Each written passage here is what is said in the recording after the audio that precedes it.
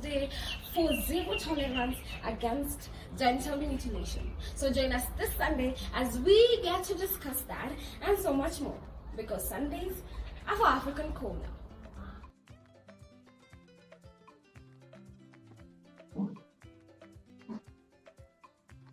A very good evening, good afternoon, good morning, depending on where and when you're watching us from. My name is Mutathi Washira Wanyaga, muji wa bali ya Karigi, thina gwehoka kumangongo shereria chumaga huho, muri thayo, thayo, thayo. Today is a beautiful day, the 5th day of the second month of the year 2023. And here on African Corner, we are doing our episode 18. We are going to talk about International Day of Zero Tolerance to FGM. And tonight, as you guys can see on your screen, I'm joined by a wonderful panel ready to have this conversation with me. However, before we introduce them, Ali, how are you? How is South Africa? How is everything that side? Hele mwana wa Afrika kyale wajatamisa kyana mushimo yana talenta Limpopo. A boy coming from the mountains of Limpopo kyale wana pa hele mwana wa Afrika. Thank you, Ali. And you check on your voice and your sound. I don't think people can hear you quite clearly. But today, guys, as I've told you, we are talking about International Day of Zero Tolerance to FGM. Tomorrow, that is on Monday the 6th, will be the International Day for Zero Tolerance to FGM. And you know, here in African Corner, we also want to mark that day. It is not today, but it is tomorrow, just for the record. And this year, 2023 theme for this International Day will be partnership with men and boys to transform social gender norms to end FGM. So that is what we are talking about today. We want to observe that day because we as Africans, it is really critical and important for us to have this discussion. So I'm going to ask my guests to introduce themselves. I want to start with Natasha. Natasha, how are you? Please introduce yourself. Tell us who you are, what you do, and anything that you might want to share with the show tonight. Hi, people. I am Natasha Amanda. I'm a gender enthusiast. I work for Kenyatta University. We hub. Yeah, so we deal with such issues and things about empowering the women economically.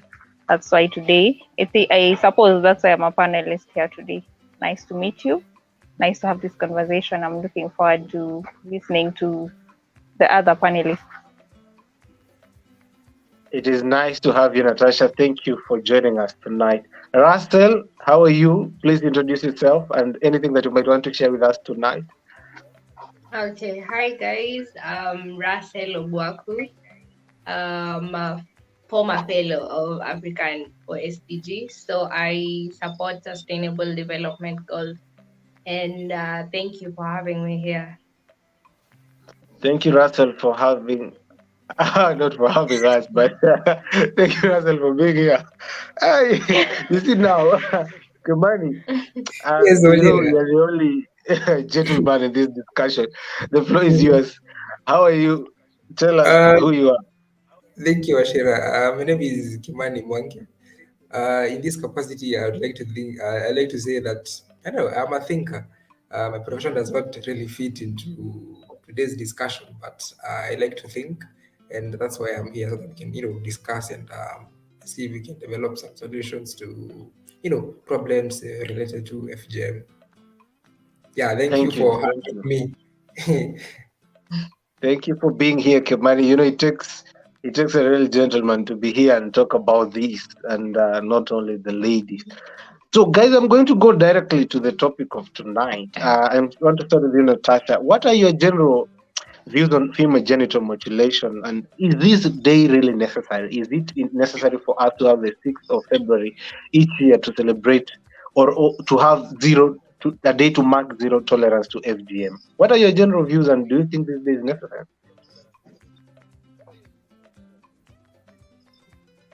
Yes, this day is really necessary, honestly, because a lot of times, a lot of people cannot even explain what FGM is. They just have an idea of what it is, but they cannot really put it into words. And also, this is a conversation that has been a taboo in so many African cultures. We are not allowed to talk about certain things in Africa. They're like, I don't know, it's like a silent rule somewhere that you don't mention certain parts of your body. You do not mention certain parts of your body. So even if we are trying to fight against FGM, it is becoming a problem because at the end of the day, we are still not able. We don't have the freedom to really voice out our opinions and just bring it to light. Like it's a bad thing that is happening to the women and the girls that are going through it. So I think a day like this, where we just have conversations around it, and I feel like we should have. It's not just about today or tomorrow. The actual day is tomorrow, so it shouldn't just be tomorrow only is when we are having these conversations. We should have them every other single day, every other place we go to, every other time we see someone at risk or has gone through this. We should be able to voice out and say this is happening and it's not right because of this and this and this. Thank you. Thank you, Natasha, for that. What about you, Russell? What are your general views on FGM and this day? Is it really necessary according to you? Yeah, I think it's a very necessary topic to talk about it. But for my viewpoint is that right now it's not as wildly as it was because it's done underground mostly. It's not known. You can't know who has undergone it, and for fear of just speaking out about it. So probably we should go more rural to them, to the clans and the community mostly. I think that's my viewpoint about it. Okay. Thank you for that. Kimani, you're speaking for not only for yourself but also for the boy child in this discussion. Do you think it is really necessary to talk about FGM and have a day that marks zero tolerance to it? Yeah. I would thank you, Ashira. I would say that it is quite necessary to have that day, and as a scientist, I like to be guided by statistics, verifiable statistics. So I was reading some article from the World Health Organization, about this and apparently, so I think someone should mute their mic. Oh, no, no, Go ahead, Kimani. Yeah, thank you, Ashira. As I was saying, I was reading an article about the World Health Organization about FGM, and the statistics from that article were shocking. So apparently, they say that about almost more than 200 million girls, and women in the world, uh, not that they are at risk, they have already gone through that process, and it's sad that 80% of them come from Africa. And some of these things, the actual process is done on these women when they are about from 0 to 15 years. And these statistics are shocking, and you quite wonder if this is culture that we should embrace. And Mhm. as a guy, as a man, I try to I like to recognize the role that women play in that, and it's mostly about men are the actual enforcers of most cultural beliefs. So if we have anything to do with FGM, it is mostly because there are some cultural beliefs that they are tied to us, and as men we have a responsibility to break them and to bring this absurd cultural thing to an end. Thank you, Sharon. Okay. Okay.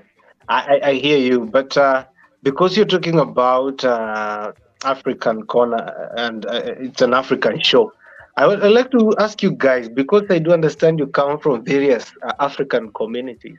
Natasha, the community that you come from, did it used to practice FGM and does it do right now? As far as I know, not really. I haven't heard any stories or rumors about it. So, but I've heard from other So, communities, other African Kenyan communities. Okay, okay. So you're sure, without doubt, that these people do not practice FGM. As far as I know, let's focus on those words. Okay. What about you, Russell? Do the community that you come from practice FGM or did practice FGM in the past?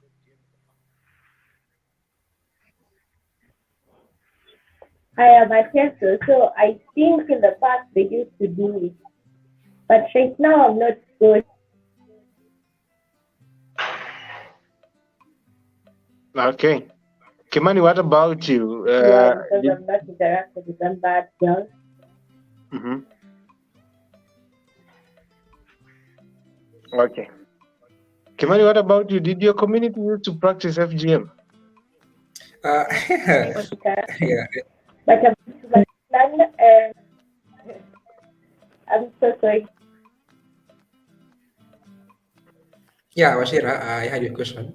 From I think you've lost Russell there. We have some network problem. mm, She's in the village. Go ahead, yeah, Kimani. yeah, Washira, thank you. I had your question.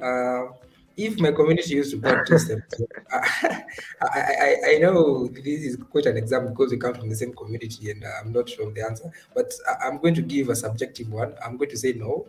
As far as I'm concerned, I do not recall. I do not recall, a reference to FGM in my community, but, and I'll have to insist on that, but in my lifetime, within the community, within the village that I am from, there have been cases of either willing fool or not unwilling, cases of FGM in as late as 2013. Yeah, 2013. So perhaps that could be one reference or rather indicator that perhaps culture was practiced in the community before, or maybe it could be a reference to maybe some sort of aberration, a borrowing of that culture from another community. Okay. I think Kimani, hold on there.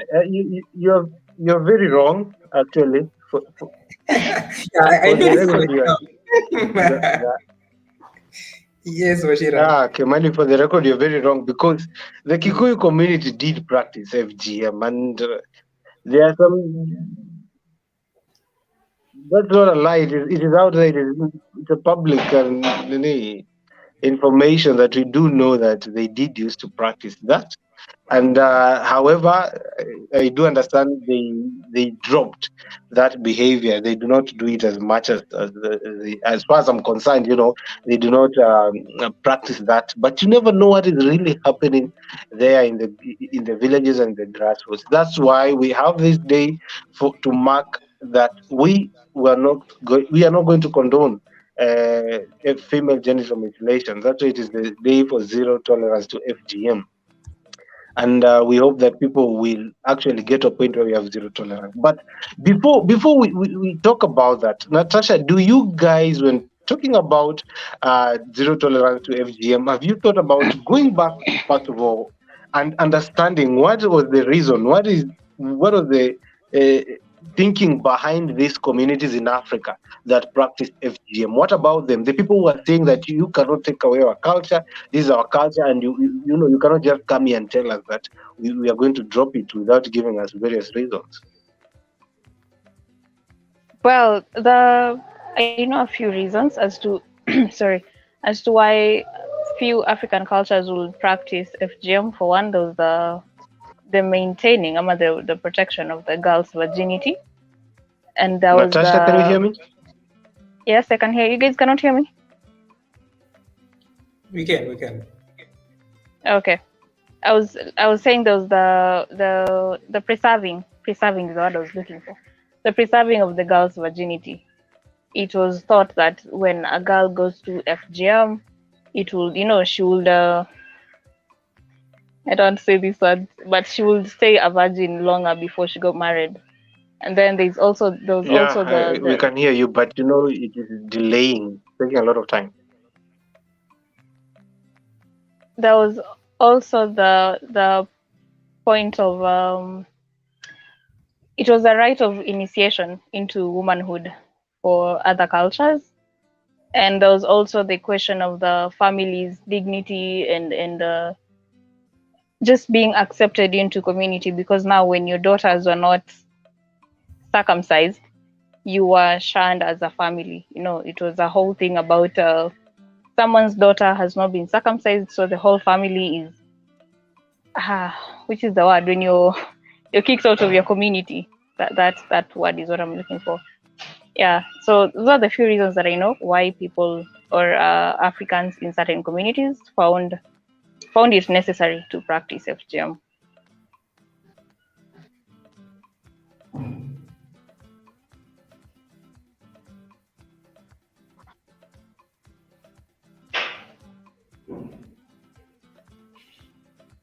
Kimani, am I delaying or is it? No, I can hear you in quite short. I think the delay is on Washira's side. Okay. So should we continue the show? And how do you convince them? How do you tell them, because you're also a gender expert and you work for Women Economic Empowerment Hub, how do you go to those villages and tell them that, FGM is wrong? I don't know. The first, you cannot just go to a community and tell them, well, what you're doing is wrong, or what you've been doing for the past. Genital mutilation has been banned, but how many people still practice it? Well, that is why we have International Day for Zero Tolerance against genital mutilation. So join us this Sunday as we get to discuss and so much more. Because Sundays are for African core. Genital mutilation has been banned, but how many people still practice? Well, that is why we have International Day for Zero Tolerance against genital mutilation. So join us.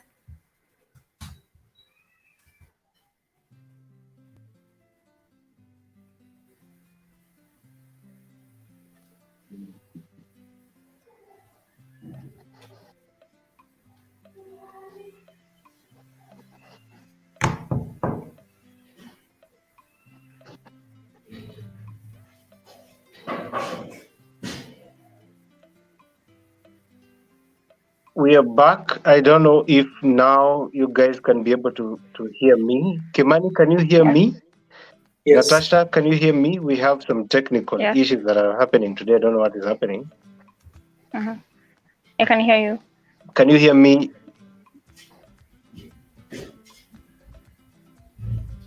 Okay. Thank you. We'd like to apologize for that. We'd like to apologize for those network issues. This is Africa, and these things tend to happen once in a while when people are going live. So, Natasha, you were saying something. Please go ahead and apologize for that. So I was saying I cannot just come to you people and tell you now what you've been doing for the past, 1,000 years, 500 years is wrong. Obviously, you have to find ways to solve these problems in a way that is even acceptable in the communities. So first, of course, you educate them. You tell them this is what you're doing is called FGM, and this is what it does to the women of the community. And when you're doing the education, you don't just do it for the women only or to the women only. Make sure that also men are there in your workshops, in your whatever way you decide to pass this information. Make sure also men are there, because like we said, and I hope you're going to go through those ways in which men also contribute to the practice of FGM or contribute to the end of it. I hope you're going to discuss that later. Another thing that I think is necessary to do to end FGM is, here in Africa, we have a lot of problems. Like Ali, probably right now, he's experiencing load shedding. We have network issues, there's droughts and everything, you see. So a lot of times, the reasons why girls and young women are victims of FGM is to solve these problems.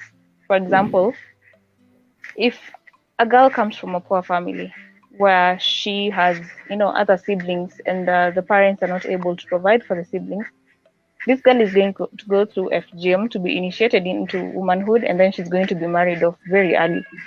so that her dowry can pay the expenses or the education, whatever it is the parents need to, foot for these other siblings.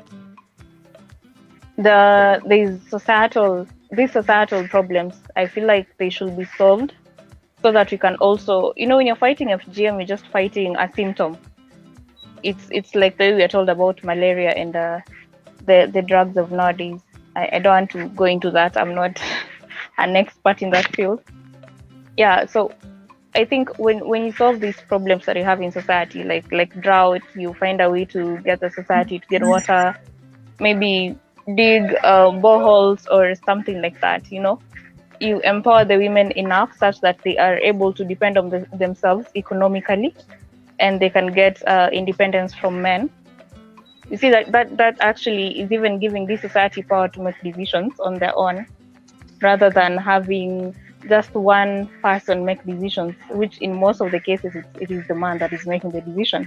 And if a man is the one providing and it gets to a point and he feels like it's becoming too much, he's going to look for the other solution, which, like you're saying, in this case, the other solution will be FGM, to get this girl into early marriage. I don't know if you guys are understanding what I'm saying.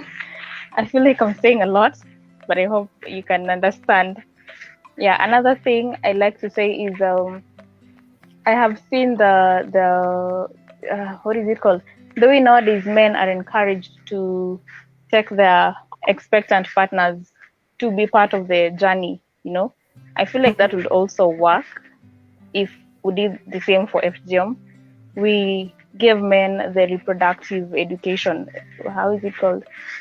The sexual and reproductive education, yeah. So that they can know exactly what is it that is happening when we decide to practice FGM. What are the risks? What are the implications it has even on them? Because also men are affected by FGM in so many ways. I could mention but a few. I'm not sure I have the time for that. Can I mention a few? Before you mention a few, Natasha, allow humanity to determine, because there are some things that you've mentioned that I really want to hear what humanity is going to respond to. That but will come on board and all that. But Kimani, who is responsible? I want to know who is responsible, despite the fact that I know men are supposed to be part of this war, but to be candid, who is responsible for this? Thank you, Sheila. But I think we should really rely on Natasha's, she's the expert here. Anyway, that is quite a tough question, asking who is responsible, because some of these, the FGM to be specific, is a culture that has been there, a very long time, and it's written that approximately 35 communities in our country, Kenya, have been practicing that, until the entry of, Christianity, and people changed their beliefs and, switched.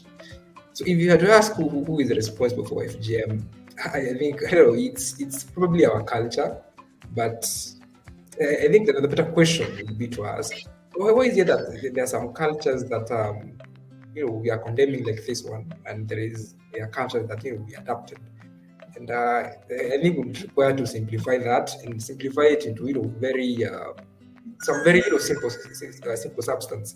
Asking, why is it that FGM is condemned and circumcision is encouraged? And for a person who does not have knowledge, like maybe our ancestors when they were doing that a few years ago, the easy way to do that, as Natasha was saying, is to ask them why they were doing that, because you don't just walk up to someone and tell them to leave the culture behind. But if you present them with actual facts, verifiable facts about why FGM is bad and some other culture perhaps is better, they're more likely to hear you. Because if you are to compare, because these things happen to young girls, but a similar or not similar, I don't know what the comparison might be between FGM and circumcision is. And the only reason or rather the most logical reason that FGM is condemned is that it has been proven to have completely none of health benefits. It has no health benefits, just has adverse effects on the health of women. On the contrary, circumcision has been proven to have numerous benefits, and I would like to think that is the reason why it is encouraged and the other one is condemned. It is as simple as that.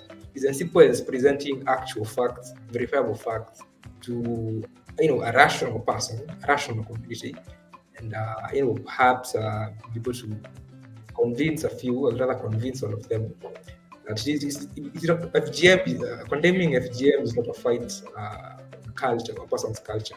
It is a fight on cultures that diminish health and human dignity. Okay, thank you, Kimani, for that. I can see some comments coming in. A lot of the comments are in now. I can see Senator Raphael saying good evening, and I'm already tuned in.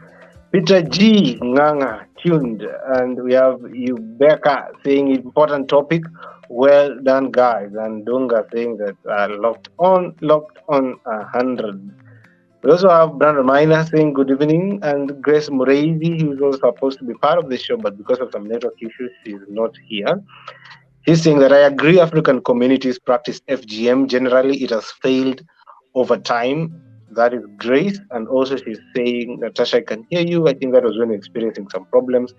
And Brandon also said then that it's Shira having network problems, not Natasha. Right now, we are okay, guys. This is Africa.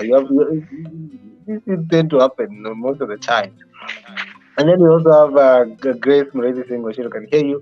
Omar Maulid saying loud and clear, brother. And then we have Maisharia Nyambura tuned. And we also have Grace Murezi saying, who is responsible? Part of it is the policy makers. And also we have Grace Murezi saying that I agree with Kimani. It is how the message is relayed. Advocacy therefore makes impact. That is true. And thank you guys for sending in your comments. Continue sending in them so that we can also respond to them. I can also see Carl saying Kimani is spot on health. Is around FGM, it should be discouraged. Thank you, Carl, for that. I can also see Senator Raphael saying zero tolerance campaign is very worthy, especially in Africa. We are getting to a higher notch of civilization. And Joseph Ombua saying tune. Grateful. We are very grateful, guys, for tuning in and also sending in your comments. We really do appreciate. Natasha, let us now get to where things are a little bit tough in this discussion, if I can put it like that. We are seeing that the health effects are there, the long-term effects are there, short-term and if they're reversible, if they're not, all these things that we are saying. But I am really not getting it when you're telling me, because as a person who understands philosophy in Africa, I find it difficult.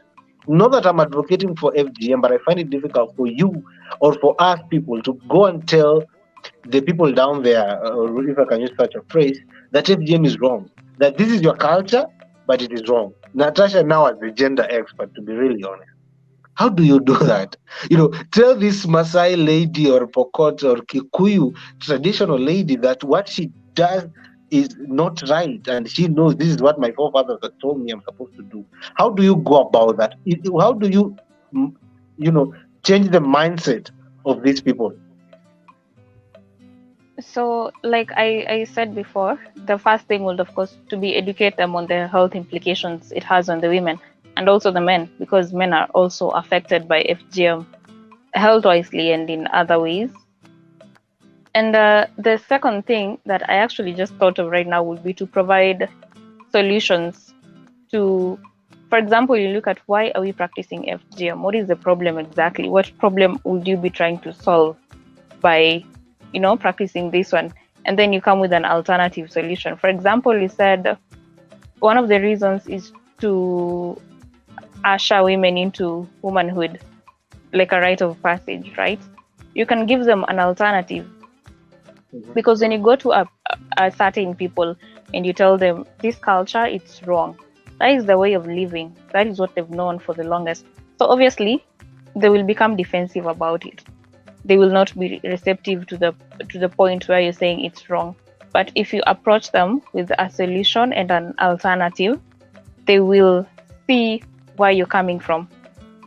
at that point, you remember you've also educated them on the health implications it has.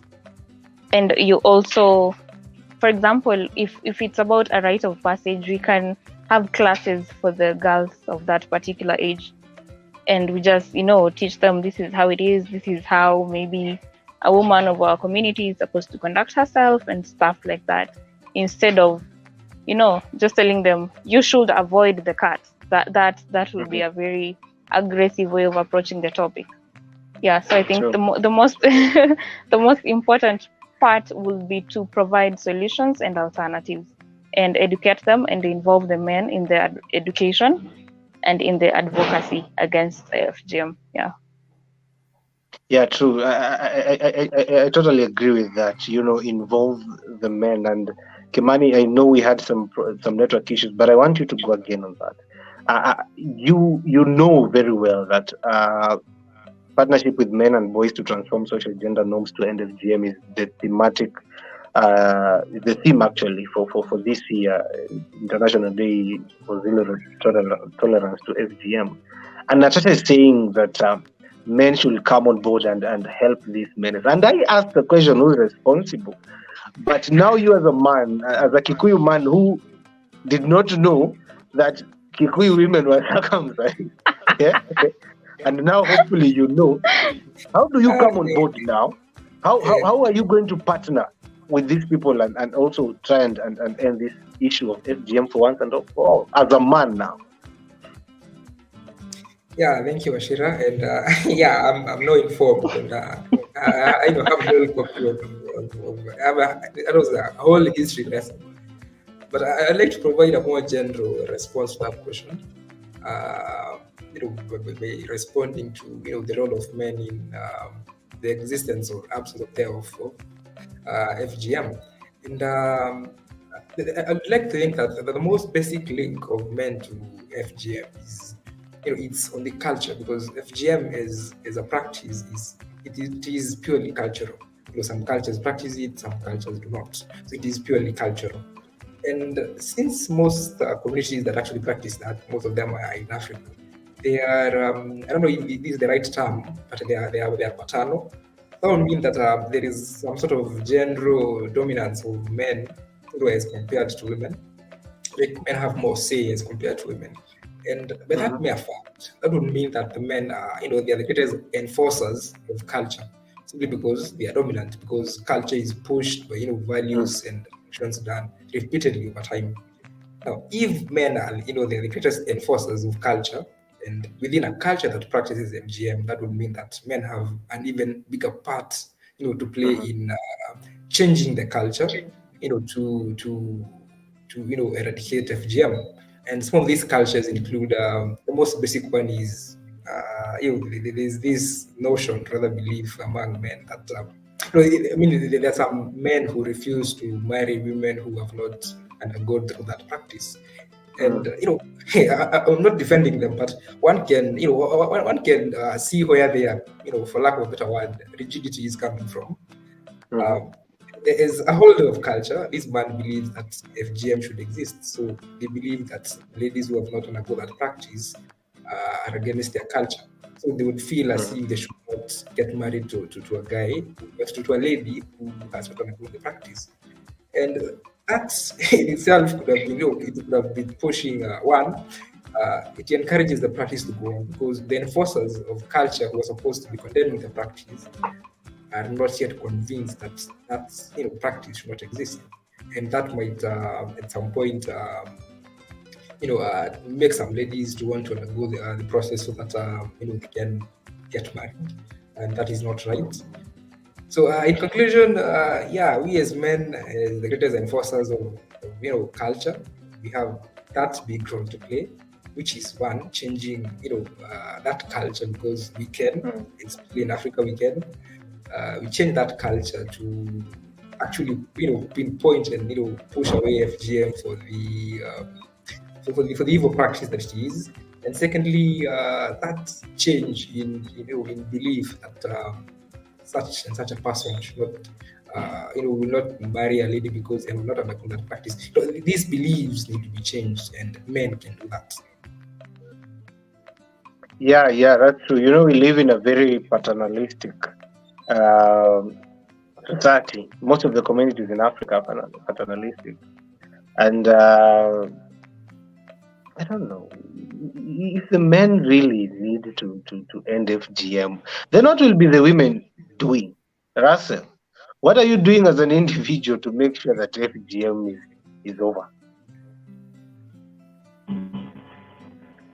For me personally, I think just talking about it to my teenagers, sisters, and going to the clansmen, my fellow relatives, talking to them about it, to know if they can be open about it, tell me if it's going on. Because you can't talk to people about something that is going on to them, going on, and bad, and you expect them to get. Yeah. So just talking to them. And we all know FGM has caused them. So how can you tell a person whose grandmother and the great grandmother has been doing it to stop it? How? So you just need to be there with them, to know them, to tell them the right thing. And without education, I don't think most of them will be able to stop it. So just encouraging the girls to go to school, and also men to be part of it, because they're there, they see everything that is happening, but it's not happening to them what you expect. So to mind, also up to men to be part of the zero tolerance to them. Thank you, Russell, for that. It is good to note that. And also, Natasha, I would also like to know in your personal capacity, not only as a gender expert and as a person who works for WeHub, what are you doing to make sure that FGM is over? Well, I don't even think you can separate Natasha that works as a gender expert and Natasha the person. Still the same person. I was a feminist before I even started going to school. A feminist is the word. Mhm. But I like telling girls and even my friends to find a way to be independent from men. You know, find a way to, you can go through, okay, not really going through life on your own, but you are able to cater for your needs and the things that you want and the lifestyle that you want. That way you are able to make decisions on your own, because now you see, when you have someone else making decisions for you, you will have to rely on the every other thing that comes with that. For instance, you have a lot of women in these places where the FGM is taking place. A lot of them, they are not economically empowered as much as they have a lot of skills. It doesn't have to be a white collar job. It could be that skill you have, like maybe knitting or beading or even pottery. Is that a skill? Making those beautiful flower vases. Yes, that one.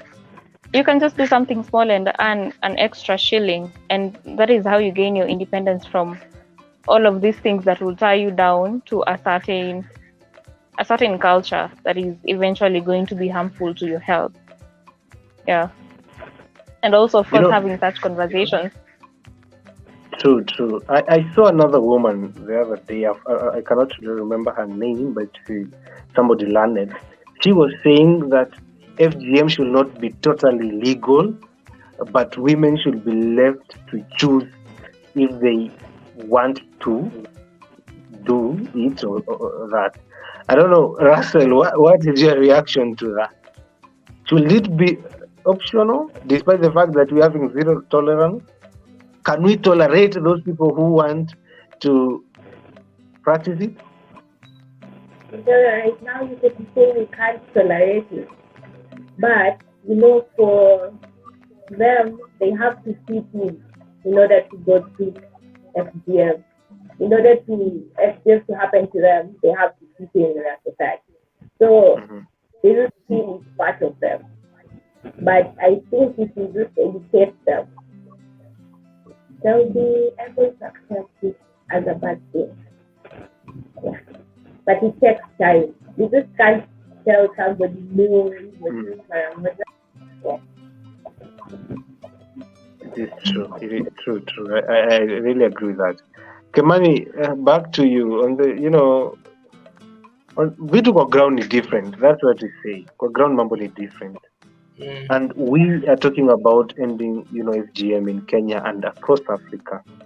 But you find that you watch the news once in a while, you hear about a case of FGM in those rural areas, and you find that there are some communities that do not want to change this perspective of having FGM thrown away. If what comes to us, what do you think should be done? Should we really put in tough punishment for this? Should it be made a capital crime, according to you? Thank you, Ashira. I would like to, one of the problems that, like you mentioned, where, once in a while you hear there is a case of FGM in such and such community, well, all scientific, evidence suggests that, there are no health benefits to that. It's that sort of, there is some sort of discontinuity, where science ends and where, cultural perceptions start. Like we need to bridge that gap where, someone can translate to, the not so elite people that FGM, causes this and this. But when that fails, I don't know. Yeah, we'll have to shift to to a deontological perspective, where we'll have to have laws that have to govern our morality. Because if FGM, and it's really not a matter of if, we all know that FGM has very negative health benefits for this human being. Since we know that, we know we are not wrong, our methodology is right, we know these are the facts, then we'll have to input measures that will deter certain persons from conducting that. It's really of that that phrase in Swahili that says punishing people ndio wawe funzo kwa wengine wenye tabia kama hiyo, punishing those that such that others who have similar behavior are deterred from doing that. Thank you, Kimani. I can see some comments coming in. Also, allow me to read them, guys. We have Grace Morales saying Kimani is now cognizant of the FGM culture as a Kikuyu man, and hey, I don't know. This is so sad. You're doing it in the full glare of the international eye. So I'm sorry. Itakuwa funzo kwako na wengine wenye tabia kama yako. And also saying at Baby Toto, saying good evening at Baby Toto. And also Kimani, not Kimani, but Kevin Wairimo, saying that FGM is a way past issue that we should have done away with totally by now. The world is evolving, and with every dawn, new issues are emerging. I profoundly advocate for zero tolerance to FGM. And I'm really glad to read this coming from a gentleman, Natasha. I know this is nice when we hear that a man is saying zero tolerance to FGM. We are really glad to hear that. Natasha, now, since you're the expert, I saw somewhere that UNEP, is it UNEP or the United Nations organization that is in charge of these activities, say that they should have eradicated, according to the plans that they put across in 2008, it was their goal and plan that we should eradicate FGM, or FGM to be a thing of the past by the year 2030. So the status quo right now, according to my logic and understanding, that will not be possible. Natasha, do you think that will be possible? And if not, then what do you think should be done so that we can be able to, at least one day, to be able to say that now we have zero tolerance to FGM? I think it could be possible. Mm-hmm. Are you hearing me? Yes, we can hear you. Can you hear me? Oh, okay. I think it could be possible, but we are having a few challenges to achieve that. One, I think we should have had a more bottom-up approach. Kenyans will understand that very well. But I feel like it should have mostly started from the local people compared to starting from the government, because now we are having government officials trying to work towards ending FGM, but are the locals really for it? You see, there's the aspect where someone mentioned about them wanting to fit in the society. And again, you have the issue of bribery, which is very rampant here in Africa for so many cases, not just FGM. For so many cases, the easy way out is also bribery. So you get when someone has been caught practicing this, they just, buy their way out of the situation. Again, there's the issue where the locals are not reporting these cases. They're just hiding, they're just keeping it on the down low. You hear of a girl somewhere next door, or maybe 3 doors away, 3 houses away, that has gone through this, and instead of reporting, you just choose to stay back for fear of also being labeled as a person who's against culture, you see. So I think this whole thing, if we found a way to just, like I said before, to solve certain problems in the society, we work with the locals, not necessarily having, the experts and the people that are interested in this, they go to the ground themselves and they work with the locals and they hear what the locals have to say and the solutions that can be provided, and you draw this whole plan together with them. They will also feel part of it. They won't feel like it's something that is coming from outside. We are being forced to leave our culture. They will feel like more like there is need for us to leave this culture because of this and this and this. Yeah. Thank you, Natasha. Russell, what do you think should be done to make sure that FGM becomes a thing of the past? I think we agree with Natasha right now. Just working hand in hand with the council and the local governance, the elders, because they're the ones who know whatever is going on. And yeah, and just go to them, like, go for someone, try to protect the time. Because as much as you can say the enemy, but now it's happening in the city. I had a niece that it happened in Kajenga, and he said in Kajenga in Nairobi. It's not like somewhere we were. It was talking in the local that sort of happened.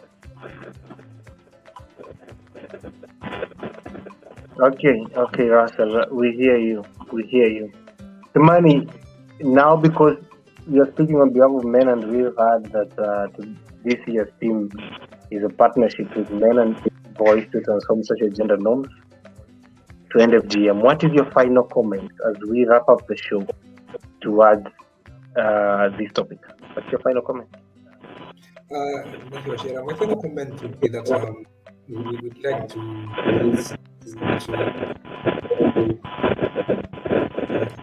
some disturbance in the sound. Thank you. My final comment is that we need to break a certain barrier that I'll explain in a few seconds. There's a certain barrier that we need to break that exists between the two agendas: the agenda to condemn and eradicate FGM, and the agenda to protect a culture, or rather protect a practice within a culture that some persons would like to volunteer. And that barrier exists in this way. I like to assume it is some sort of two forces, one acting up and acting down.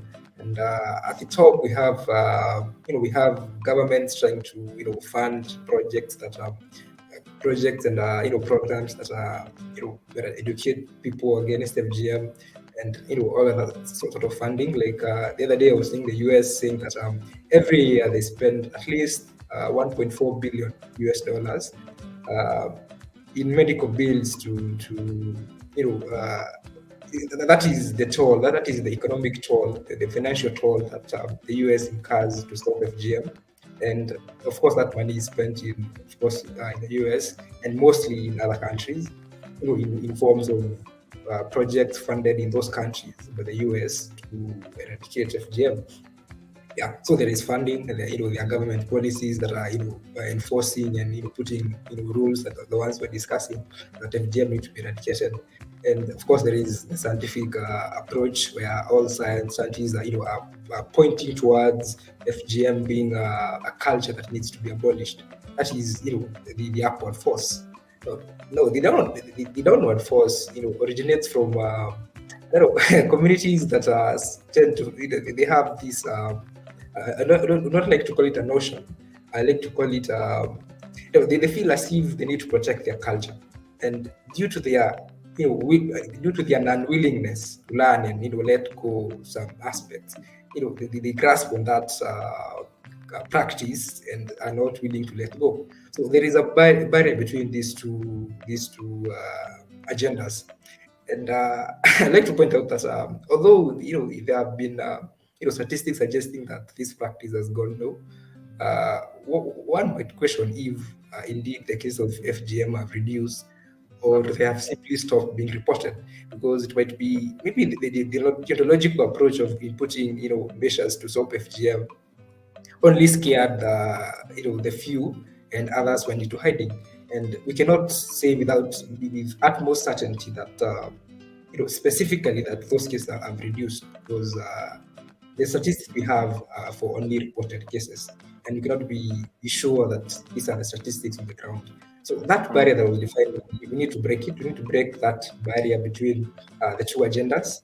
And I think this is where the role of anthropologists come in. We need to determine the intertwining factors, because there must be some factors that we are missing out. There must be something we are missing out, and we might call on our anthropologists to determine what is this, why is this barrier existing between these two forces: the government trying to end FGM and a certain recognition and holding onto a culture that is overtaken by time. True. I can also see some comments coming in. Joseph Ruto says that I agree with Natasha, and it needs to start with us, not from the top downwards, but from the ground up. I think that's what in Kenya we sometimes say bottom up. And I can also see a comment coming in to my WhatsApp that is from Omar Maulid, saying that individuals have the right to self-determine their gender identity. Similarly, individuals have the right to make informed choices regarding their own bodies and any medical procedure they may choose to undergo. How do these rights compare in terms of societal norms and cultural practices? In our case, FGM, I think it's a question Omar is trying to pose for us. I can also see a comment coming in from another guy on WhatsApp. But before I do that, before I read the last comment, Natasha, as we wrap up the show, what is your final comment towards this topic?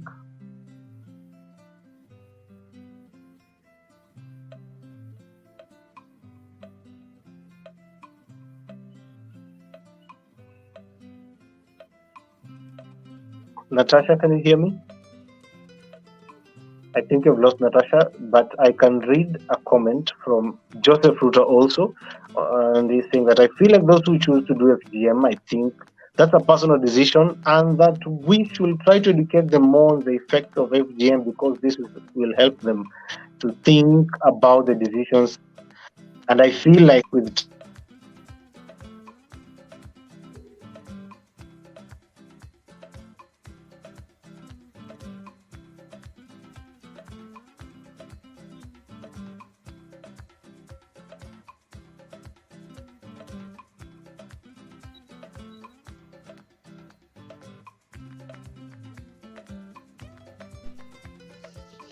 Kimani, can you still hear me? Yeah, I can hear you. Yeah, apologies for that. I think we're experiencing some network issues. I just wanted to see if you can react to what Omar has said. Omar I think he's having a different opinion from most of us, and he's saying that how do these rights compare in terms of societal norms and cultural practices, in our case FGM, because he's saying individuals have the right to self-determine their gender identity. Similarly, individuals have the right to make informed choices regarding their own bodies. and any medical procedures that they may choose to undergo. So how do these rights compare in terms of social norms and cultural practices, especially to FGM? Do you want to react to that, Kimani? Yeah, I might react to that. Yeah, I get his concern about yeah, I think he's trying to ask the question of if some women should be allowed to participate, or rather undergo FGM if they want to. I think that's the general question that he's trying to ask you about wrong. To answer that question, we have to boil down to it's a conflict between ethics and rights, a conflict between ethics and a person's rights. But I think that the health effects that pertain to FGM, I think the ethics part would be quick to quash that perceived right of going through FGM. And worse still, I think that most of girls that undergo FGM, it's really not by choice. So I think that concern for certain ladies, being granted the right to undergo FGM is a little far-fetched. It is we are not there yet. It is not the problem of our time, because most cases, I think most cases are not. They are not, they're not done willingly, because you hear in the news such a person was kidnapped from school and such and such happened. A lady was stolen by their grandmother and kidnapped rather, and such and such happened. In most of these cases, they are not done by will, and also the issue of informed consent.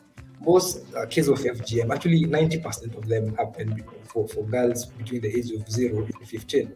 So the issue of informed consent here does not really apply, because it is not their consent, it is the consent of their parents or whoever person is involved.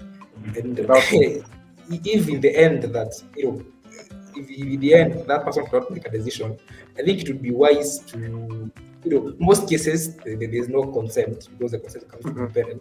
So that issue is a bit far-fetched. It's a bit far-fetched. Okay. We are not there yet. It's not a problem. Thank you, Kimani, for that. Natasha, I was trying to get your final comments on this before we wrap up the show. Time is no longer on our side. Natasha, what's your final comments on this topic before we wrap up? Sorry, I'm sorry, my network did the thing. But my final comment would be to just assure people and the public in general that this fight against FGM is not fighting our culture, and it's not abandoning our culture. It's more of leaving behind the regressive practices that we have that would harm our people, and it's more of trying to we are trying to come from the developing country to become a developed country. So we are trying to have progressive cultures and ways that will benefit our people to even participate more efficiently in the building of the economy of this country. So I love how I think, or how I like to see it, is that our culture is meant to hurt people. So if there's a certain practice that you're doing that is harming people, causing more harm than good, it will be fine to let it go and find other ways of satisfying the same need, but in a way that is not harmful, in a way that is in a way that sees them as humans. Let me just put it that way, because I don't think FGM is something that should be done to any human being. If you look at the health implications it has, no human being has to go through all of those things. No, so it is just a way of elevating our humanity to the people of our culture. So you find a way that is working, okay, a way that is more satisfying and less regressive and less harmful to our people. Thank you, Natasha, for that. I can see Zola Odro saying that FGM is not culture, and at that, I like to stop at that and really appreciate Kimani, Natasha, Russell joining in and coming and having this conversation with us. We also want to apologize for the network inconveniences. But you see, si kupenda kwetu. These things are beyond our power. So we'll try to look upon those issues next time. Yeah, But we really one last want to appreciate. Yes, Kemani? One last thing, Bashira. Mhm. Yeah, I know. In my defense, I have to put this in public. In my defense, the only reason that I did not know FGM was practiced in the Kikuyu culture is because I honestly thought we were past that, and I don't expect such a thing. I was actually shocked. So, in my defense, I thought we were past that. It's ignorance. I just thought we were past that. You see, you do know it is ignorance. You just say we are past that. That's why. That's why I asked. Were you aware, or did you know that thing happened? But anyway, at least now you know, Yeah, and I at know. least you can say Kemani is now in the know. Now in the Natasha, I'm very grateful for you coming in, and also Kemani for you coming in. That is it from us today. We really appreciate the comments that you guys have sent in, the people who watch in live, and the people who are going to watch it later. We really do appreciate. Continue subscribing, continue sharing and liking and commenting. Do anything that you can within your power to make sure that this message is heard across the borders. Because here in African Corner, we would like to say, without benefit of doubt, without any fear of favor or contradiction, that we advocate for zero tolerance to female genital mutilation. That's it for us, guys. Stay tuned for what will be coming in next. I do understand the week that follows this will be the week of love. So tune in, keep tuning in, and wait to see what happens. With that, we wish you a wonderful week and good night. Genital mutilation has been banned, but how many people still practice it? Well, that is why we have International Day for Zero Tolerance Against Genital Mutilation. So join us this Sunday as we get to discuss that and so much more, because Sundays are for African Kona. Genital mutilation has been banned, but how many people still practice it? Well, that is why we have International Day for Zero Tolerance Against Genital Mutilation. So join us this Sunday as